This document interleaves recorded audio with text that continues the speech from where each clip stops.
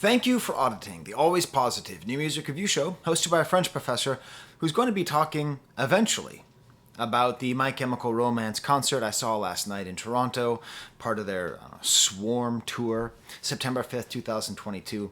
And I'm going to talk about that, as a dilettante music critic like I am.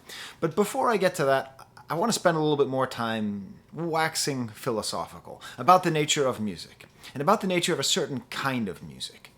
Music which I think we might call phase music, which is to say people listen to only in certain phases of their life. I'm going to be centralizing this whole preamble on the experience of my daughter and my experience of watching my daughter's love and falling out of love with My Chemical Romance. And I want to just sort of spend a little bit of time thinking about this question, does certain music have an expiration date? Is there some music that is only made for phases? And if so, what does that say about the music? What does it say about the listener? What does it say about the people who are like, no, I never stopped liking My Chemical Romance as much as I did when I was 13? Before I even get to My Chemical Romance, I want to talk about myself, because I think phase music is true for anybody who loves music deeply. Now, I did a video about Mighty Mighty Boss Tones a couple years ago. I don't listen to them anymore. I saw them in concert like 7 times, and by the time they had an MTV hit, I hated them. I didn't listen to them anymore. In April 1994, when Kurt Cobain killed himself, I felt sad, but I wasn't destroyed, even though Kurt Cobain was one of the most important figures of my childhood. Before the age of 17, I had seen the Grateful Dead perform in concert 20 times. But when Jerry Garcia died in August of 1995, I felt basically nothing. I had outgrown the Mighty Mighty Boss Tones, I had outgrown the Grateful Dead, and I'd outgrown Nirvana. But did I? I mean, when I hit my middle-aged phase, I had to buy a guitar, which is what you have to do if you're a white guy who turns 40. And I bought a Jag Stang designed by Kurt Cobain. I listened to Nirvana all the time. I found all my old Grateful Dead bootleg tapes. I tried to get my kids to understand why 21573 in Wisconsin is the best Dead show ever, maybe the best concert ever recorded. It's not really the band's fault, it turns out, that I outgrew them. It's just something about certain kinds of music that hit people in a certain way in which the listener ascribes a shelf date on music that doesn't really have it. So what does that have to do with My Chemical Romance? Well, I think you know where we're going. If you've been watching this channel for a while, you know that every once in a while I will feature my daughter. And I talk a lot about my son and my daughter. I guess daughters now. I have a brand new baby, 10 days old. But, I talk a lot about their musical taste, because I think it's interesting to see it grow. And in the spring of 2018, around about then, my daughter got into what can only be called her goth phase. Cut her hair, dyed it, loved going to Hot Topic, all of the stereotypes. And, it made a lot of sense. She was in middle school. It's always hard being in middle school. She was splitting her time between her mom's house and my house, sort of suburban malaise. It made sense that she was going through a goth phase, and in that time, music was the most important thing to her. In particular, the 2 bands, which are the 2 bands that one listens to in that phase. Panic at the Disco, and most of all, My Chemical Romance. Now, what's funny about this whole thing is that even though I have had a consistently good relationship with my daughter, this was the roughest time in our relationship, the most fighting, the most difficulty. And, of course, it's mostly my fault. In case you're ever wondering why you're having a bad time with your kids, it's because you're screwing up some way, and you should figure it out. Maybe I'll do a parenting channel someday. It's presumptuous of me. But, the music was what really seemed to pull her through, and what mattered the most to her. But that was the thing that she walled me off from. Because you see, I always try to play music with my kids. I have the guitars, and I have a drum set downstairs, and the bass, and the whole thing. And I try to get everyone together, and I try to play music all the time. And if the kids like a song, I download it off, Guitar Tabs or Ultimate Guitar, and I learn how to play it, and I play it with them. But she was in her goth phase, and the last thing she wanted was her father taking over My Chemical Romance. She wanted that for her own. That was part of her growth. So I backed off. I got her I bought her merch. I took her to Hot Topic. If we went to the record archive, I'd buy her the album on vinyl. I'd buy the albums on vinyl. I bought this huge 10th anniversary Black Parade poster that she hung up on her wall. Again, at the record archive in Rochester, New York. Unsponsored, but you should go. So I nurtured it. I went to the Panic at the Disco concert with her in January 2019, and it was very exciting. And so I got to share a little bit of it. And the thing that was always there was that MCR was just a hard line. I could not listen to My Chemical Romance. And if you're watching this video, I assume you're probably a My Chemical Romance fan. Have you ever had this kind of same relationship with it? I am genuinely curious. So part of being with my daughter at this time was her constantly updating me on what was not happening, which was no reunion. There's all these rumors all over Twitter and Instagram or whatever and Reddit, and she was following all the rumors, and she was on all the blogs, and she was doing all the things, and they were just never getting back together. She managed to get into a band that broke up basically before she was born, right at the time that she was born, and was super into them and could never see them in concert. Fast forward to December 2019, and they announced that they're getting back together. They are announcing the shows in LA. Now listen, I priced it out. We were actually fairly close to flying out to LA. I have friends in LA, we could have stayed. It just didn't work with school and timing and joint custody stuff, so we didn't do that. But it was becoming clear that they were getting back together. Maybe that's why my daughter permitted me to listen to and review the album The Black Parade. If you've never seen that video, it's one of my sweetest videos. You can click on a link right there, right above Gerard's head. She actually puts makeup on me and turns me into a killjoy. It's quite funny. It's a very kind of cute video. And what's interesting here is that it was already starting to go out. Her MCR phase was already starting to go out. Things were much better between her and I. My current wife now was much more in the picture, sort of a nice stepmom on the horizon. I was seeing her musical taste branch out, so that on January 31st, 2020, when tickets went on sale to see them at the closest venue, which was in Toronto, about 3.5 hours away from here, I wasn't sure. It's the show is in September 2020, and everything's going really well in her life, and I know that this is the kind of band that people get really into for a short period of time in their life, and then they outgrow. Should I even buy these tickets? But I thought, you know what? This will make her so happy. In the meantime, I'll just buy them anyways. But it was a risk. It was a calculated gamble. That it would be like buying tickets for me to see the Mighty Mighty Boss Tones in 2000. I would have been like, wow, thanks, Or the last Grateful Dead show that I saw was in Chicago at my brother's wedding. And already then, I just didn't really care. I didn't want that. I didn't want to go through all the effort of buying very expensive tickets and driving all the way to Toronto just to have a bummer reminder of past pleasure. So September 14th comes around, and of course it was rescheduled because of COVID. Now this was a little bit odd because already she was basically over MCR.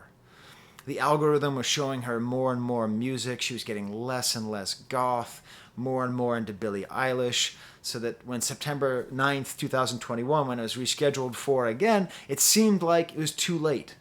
But they rescheduled it again, so it wasn't on September 9th, 2021. At this point, she was into jazz singing and this weird carpet garden stuff, all these bands I'd never even heard of. That big poster I was talking about from the record archive, that's down in the basement. That's in storage. That's no longer up there. She's going out and apologizing to her previous friends for her goth phase, she was going through a rough time, and she couldn't disassociate this music from that tough time. And now she wasn't in the tough time. She's living with me full time. She loves her stepmom. Everything's great. She's the happiest she's ever been. She remodeled her room. She's grown out her hair. All of the stereotypes that you would think of happening of someone happily getting out of a goth phase all happened. And along with it came MCR. They were victims. They were lost in the shuffle.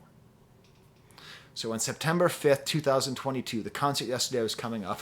I didn't know what we were going to do. I just had a baby, and so that's pretty soon to be driving that far away. My wife says it's fine. And so, I asked my daughter, like, you really don't have to go. I can resell the tickets. It's really no problem. And she's like, no, I want to go. At this point, she's basically an Eagle Scout. She's varsity crew. She's basically bilingual. She makes music herself. But something started happening.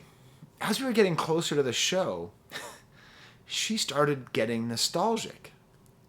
She started getting nostalgic for the way she was 3 years ago. She started listening to the music again and connecting it to that time and being reminded of the meaning of the music to her when she was younger. She had basically done what I did when I started re-listening to my Grateful Dead bootlegs, when I remembered writing these song titles down and sending these tapes off to random people all over the country to get good tapes. Is that upside down? Yeah, that's upside down. Okay? Like, that. She was basically already at that phase. So what happened? We went to the show. I'm going to tell you about the show. But let me skip to the punchline. I'm going to quote my daughter. That was the best concert I've ever seen. Oh my God, my neck hurts from headbanging. It was so good. I think I might be having another MCR phase again. To which I told her, no, you're not going to have another MCR phase. You're just going to like MCR. You're just going to have a nice, healthy, loving relationship with a great band. The same way I have with Nirvana or with the Smiths or with the Grateful Dead. You are just going to get to enjoy this music as good music. Enjoy it as rock and roll. Enjoy it not because it's saving you from something difficult, but because it's good music with that added element of helping you through a tough time. Because that's the thing about phase music. It's always meaningful. It always ties together to something in your life where you needed it. You need the phase music. It's easy to look down on it. It's easy to make fun of it and say, oh my God, I can't believe I listened to that much ska. But it served a function. That's actually a better thing to tell me in the comments. What is your phase music? And what did it save you from? I think there's going to be some good comments in there. I'd really like to hear. I'd really like to hear what music did you listen to that you eventually grew out of that essentially saved your life before you renounced it completely. So, now 12 minutes into my review of the concert, let's get to the review of the concert. First of all, just kind of fun, like driving up with the kids. First time I've done anything without my baby and wife. Long time at the border crossing. The border asked us what we were doing, the lady there. And I was like, oh, we're going to see a concert. Oh, My Chemical Romance, eh? I was like, yeah. Oh, yeah, I'm going to go see Pearl Jam there tomorrow. I was like, oh, yeah, I saw Pearl Jam back in 91. Oh, yeah, me too. And we had this whole little conversation, this kind of funny conversation, because I actually outgrew Pearl Jam completely. I just don't listen to Pearl Jam anymore. I respect them, but I don't listen to them. There's kind of a funny parallel here to, like, this woman and I were the same age, and we were both remembering the same sense of nostalgia. So, we're driving up, we stop and eat dinner at A&W, which is really big in Canada, and I gotta say, I was surprised at the quality of the food. The bread was good. I did the dad thing of reserving a parking space online before getting there, because I was like, I don't want to get stuck trying to find parking in the middle of Toronto. Found a good parking space. We ended up missing the opening acts, which is too bad. I'm sure that would have been interesting. But, we only had minimal time there. Thoughts on the crowd? It was a lot more goth than I expected it to be. The Panic at the Disco crowd wasn't very goth at all. It was just very cheery. But everyone was quite dressed goth, but there weren't very many teenagers or tweens. It was really mostly people in their 20s. And that's sort of a theory that I've had for a while, that the Hella Mega Tour and it's really for aging millennials, and that aging millennials need to have nostalgia too. But I do wonder what that says about the future of the band. We ended up getting in line and managing to get some merch. Got her that shirt. I got myself this shirt. I'm not a super big fan of the band, so I'm kind of a poser for wearing this. But let me tell you why I bought it. My daughter said, that's the coolest thing because that's what Mikey used to wear. He used to wear that shirt, and that's like the essential My Chemical Romance shirt. So I said, screw it. I had to buy it. If this is what she says is the best thing, I had to buy it. she can't wear it now because she'll get dress coded. That's where they bring you up in school and you have to go talk to the principal. So when she's no longer in danger of being dress coded, she's going to get my Mikey effing way shirt. And now I can tell you what I think about the show. Now first of all, driving up on the way there, we listened to My Chemical Romance, and I gotta say, I'm not a big fan of their music. I'm not a hater. I don't dislike their music. But I need a little more variation than they usually put into their albums. I'm not a huge fan of his singing. I'm not a huge fan of their instrumentation. So I'm not a hater, but I'm also not a lover. And by the time I drove up, I had to stop listening to My Chemical Romance because I didn't want to be sick of it while I was watching the show. So when I give this compliment to the show, you know I'm speaking not as a fanboy. But this is what a rock and roll concert in a stadium should be like. Rock and roll shows at stadiums need to be nimble. Okay? Like musicians making music, that needs to be the center. Not choreography, not LED screens, not costume changes, not super coordinated crowd movement and hanging from the rafters and moving around. A rock and roll show, like Led Zeppelin or Van Halen, whatever, needs to be just some dudes, some ladies making music with no choreography. And that's what we got. This is a very no-frill show. There was okay backdrop, like an okay light show, but they were just a band playing. And that's the best possible compliment I can give to My Chemical Romance. It is a real band just playing together. There's not studio musicians just sitting there trying to fill in, trying to look cool. It's a bunch of guys from Newark or somewhere in New Jersey. I don't know where they're from. You can tell me in the comments. A bunch of guys from New Jersey who managed to be successful rock stars. And that's how I want it to feel. And I really love that. And what it really drove home is, I hate to tell you, Killjoys, if you're a big My Chemical Romance fan, they're just a hard rock band. That's all. Sometimes they're metal, sometimes they're punk, sometimes they're glam. But fundamentally, that was just a hard rock concert. Now, I understand most of their fans are female, or most of their fans are sort of extravagantly alternative in their presentation, which means that they're perceived of as being, I don't know, light. But they're just a heavy rock band. And that's awesome to see in concert. It is great to see a band with a shredding guitarist, a competent bass player, a flamboyant lead singer, a great drum, just a rock show. It's awesome. I didn't think we got those anymore, just a rock show. I also like the small reminders here and there that all these dudes are just dudes my age with families. They have coloring pages on the amps drawn by their kids. I love the idea that they're all just dudes with families. So the show starts, and there's this opening buzzing sound to begin. I guess flies are the big theme of this whole tour, themes of decay, kind of like these red drapes and red and white lights, and it just keeps going, and there's this little screen, and the flies cover up the screen, and it's a good build-up that went on too long. It went on long enough that the sound reminded me of the white noise machine we used to get my baby daughter to go to sleep. So I was getting a little bit sleepy. But then it opens up with the song that I know the best of any My Chemical Romance song, Foundations of Decay. Their recent single. It didn't work, this opening song. It was weird. So, Gerard Way comes out and he's wearing cat ears and sunglasses, and he has cat makeup, and he's wearing very revealing tights and a little tail. It's kind of it was supposed to be a furry thing. I don't know what. So it comes out. He's coming out already, but there's a weird sort of passivity to this opening song, and I think I understood what it was when the second song, na na na na na na na na na na na parentheses na na na na na na na na na came on, and everybody just lit up, and so did the band.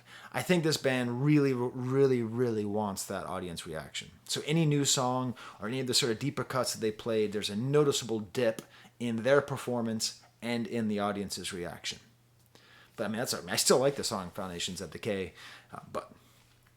So, the second song was just way more catchy and fun.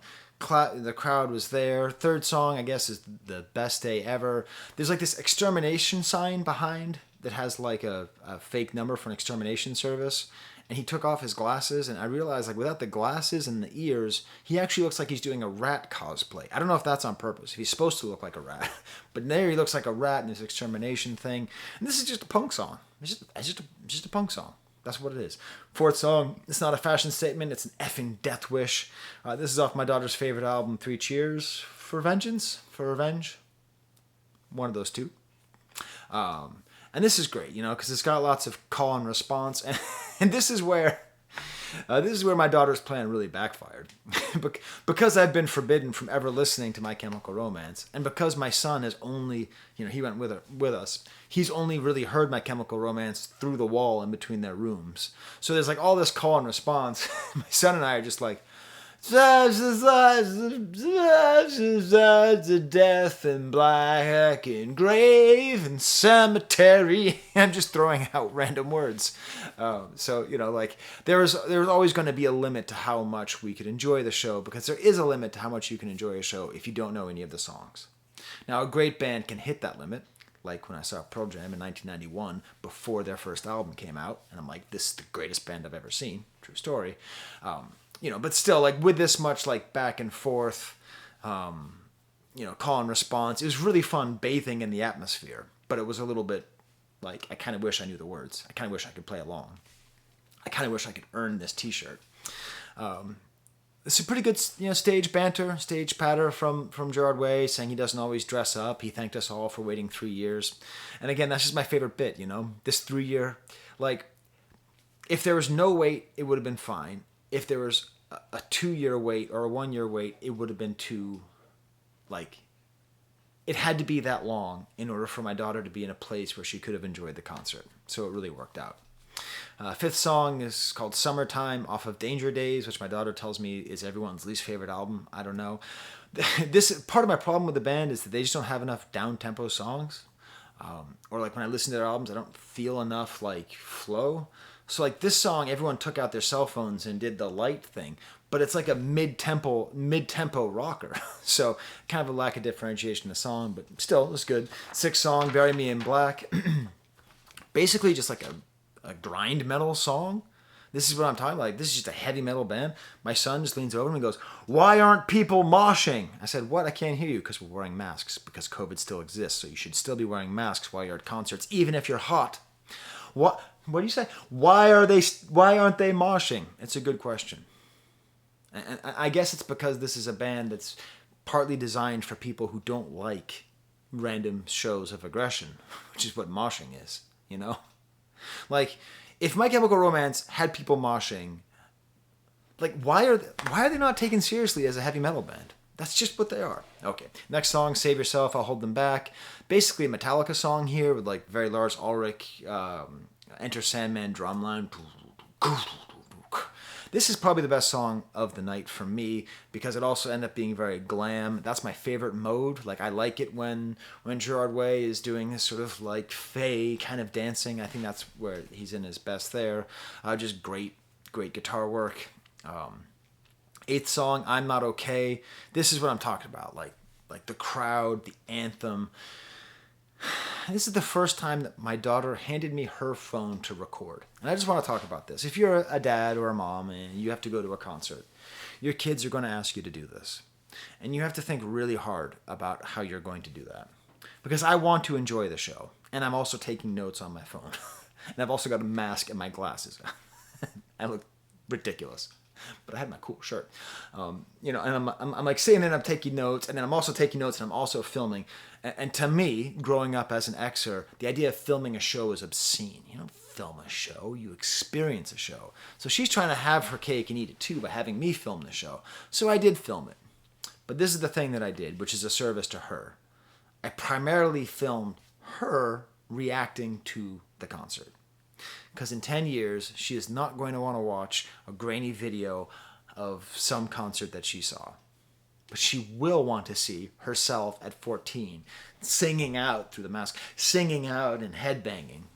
So that's my little piece of advice. Definitely the best energy of the room, I think, for the whole time was just this song, I'm Not Okay.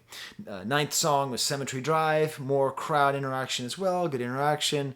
My son had this idea. He leaned over to me and he said loud enough this time, I think that their albums are just poorly mixed because this is way better in concert than it is in studio.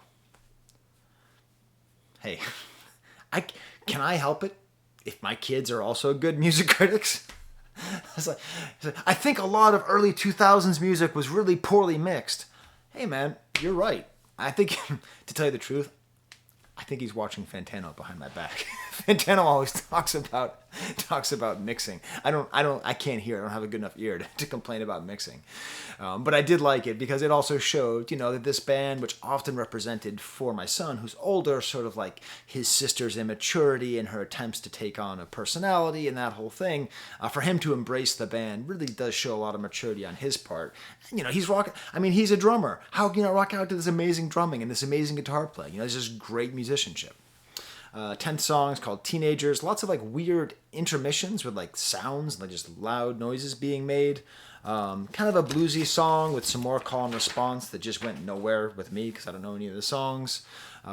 It did have a moment where people would start like clapping together sort of spontaneously, which is pretty impressive. The 11th song is called Destroya.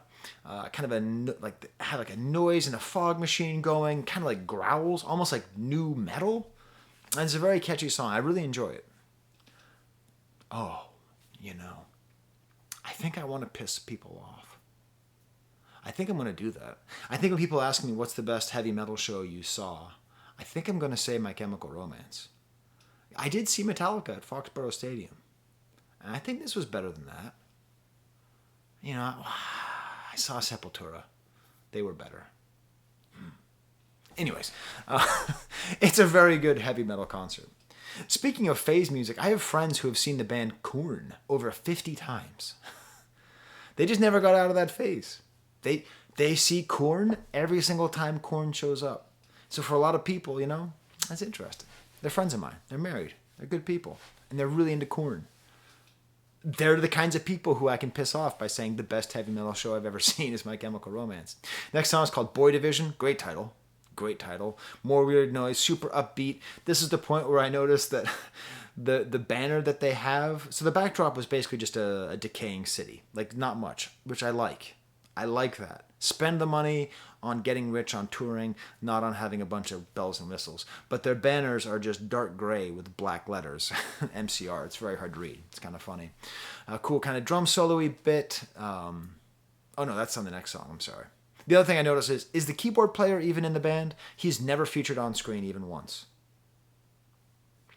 The 13th song is my daughter's favorite. You don't know what they do to guys like us in prison. Not a fan of the title. But this is her favorite song. She was singing along the whole time. Just a great bit with just the guitar and the crowd. And this is where I really said this is what a rock show is supposed to look like. This interaction. This is like, if you think about an ideal rock and roll concert, this is what it's supposed to be. Okay? Even if I don't particularly think the music is the greatest, even if I think the music is anywhere between fine to very good, right? That's where I would say I place My Chemical Romance's music. Between fine and very good, all right? So at their best, they're very good. At the worst, they're fine, okay? But still, this is what a rock show should look like. 14th song started off with a little bit of stage banter about weed, which, as a dad, always concerned me. But it's funny because the kids and I talked about it afterwards, and they realized that he was trying to sound like he was cool about it, but I guess he's a recovering addict, so he isn't actually cool about it. So the way he said it was basically the way I would say it, which is like, I smell a lot of weed up here, which is fine, I guess, if you guys want to do it. I used to smoke weed, I guess, so it's okay. It was a very kind of funny bit. I had to take a break. I went out. I went to the bathroom. I went for a walk around the stadium. I hit that maximum point. I just had enough of My Chemical Romance. I came back to the next song, Vampire Money, more high energy rock, kind of guitar solo, great sort of clap together part, great rock and roll outro. This Is How to Disappear is the next song, another highlight. The crowd, just everyone sings along. Just Mikey really, Gerard Way really plays off this energy. The interaction between the chugging guitar all the way throughout. The guitar is just great heavy metal guitar all the way through. And then this is where I saw the first crowd surfing happening. 17th song, he lies down on the stage for the song Famous Last Words. Once again, I was forced to record by my daughter. I had told her no a couple songs earlier, so I recorded this one. This is a great example of what the band does so well because it's... And I said this about Panic at the Disco as well. All this music is supposed to be sad for sad, goth, emo people. But the theme of all of it is I have to keep living, I have to keep going, everything will be okay, even if everything is decaying and death and murder and last and all that. Vampires. So, to me, that makes it great. You know? Nirvana wasn't helping me with my depression. They weren't. The fact that he killed himself made it worse. Fortunately, I already didn't care that much about Nirvana by the time he did that. But I like that all these kids who go through this phase, this goth phase, have all this music, and fundamentally what the music is saying is just keep going. Keep going until you outgrow the sadness that brought you to our music. And hopefully you can come back and just enjoy the good music. Smash the like bucket. My daughter came up with that expression. So smash the like bucket in her honor. Subscribe. You buy my mug. Support me on Patreon. Do all that stuff. Then the final song of the night for us was the track Welcome to the Black Parade, their most famous song. My daughter started doing the thing where she turned on the light on her phone and waved it back and forth. I don't know if I guess I just let that happen. It's a little bit cheesy. I don't know if I should try to tell her to be cooler than that or just let it happen. It doesn't matter. Just everything's drowned out by the audience. Great dynamics in this song.